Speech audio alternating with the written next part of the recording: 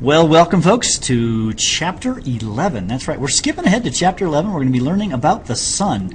This is just like the coolest picture I ever seen over here. Look at that. Here you've got the sun, and there's like this explosion right here. It's actually called a prominence, and we'll learn about that later on in the chapter. And just see how big the Earth is. Look how, I mean, geez Louise, here's the sun and here's the Earth, but the Earth would have been consumed by this prominence. That's actually too big of a dot. Isn't it just amazing how that works? So get these things called prominences, and we're going to learn all about that. And so today, what we want to do is we want to talk about podcast 11.1, the properties of the sun. So what is the sun like? The sun, by the way, actually I should go back. Our sun is a star, right? The sun, our star. One thing important to note is that the sun, well, it's a star. So when you look outside at the stars at night, you're actually seeing, well, suns. All right, lots of suns that are just happen to be a long, long ways away. Okay, so this is podcast 11.1, properties of the sun. Okay, here are a couple things to learn. All right, the sun is a star. I just said that. I think a luminous ball of gases.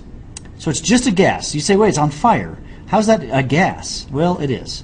We'll learn more about that. And it's about 100 times bigger than the Earth. So it's much, much bigger than the Earth.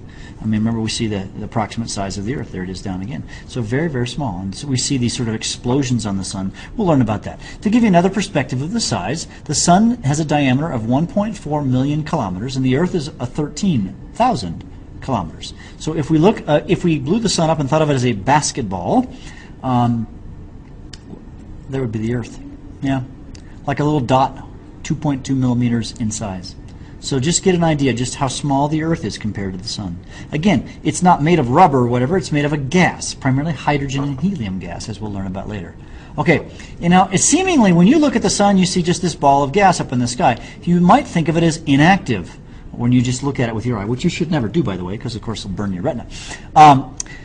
But telescopic observations reveal a bevy, that means a lot of violent activity, fountains of these incandescent gases and twisting magnetic fields. This prominence right here that we're looking at has to do with this magnetic field thing. We'll learn about that later. So it's really a very active thing, the sun, very, very active. Okay? Its core is also very violent, with a furnace of thermonuclear fire converting hydrogen into helium to the tune of detonation of 100 nuclear bombs, like every second. So in the center of the sun, right here in the center, I mean not the center of the picture, but the center of the sphere, if you will, we have this nuclear reaction. We'll learn more about that, I think it's in number 2 podcast. And so you have this huge force of nuclear explosions, and you'd think an explosion would cause it to just blow up and be gone. But there's also another force pushing it down, and that force is gravity. So there's sort of two forces, one pushing it out and one pushing it in. Gravity in, thermonuclear explosion out. Okay?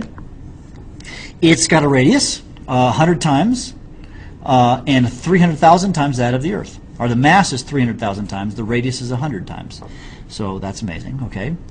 And yeah, I've already talked about this. You might want to write this down, though. The sun must expend a large amount of energy to withstand its own gravitational desire to collapse. Because actually, the gravity would cause the sun to just collapse upon itself. But then there's this outward force of the thermonuclear explosions that's causing it to not do that. Okay? Some other interesting properties of the sun. Its distance from the Earth is 150 million kilometers, or we say 1 astronomical unit. It was once measured by triangulation, but now we do it by radar. We just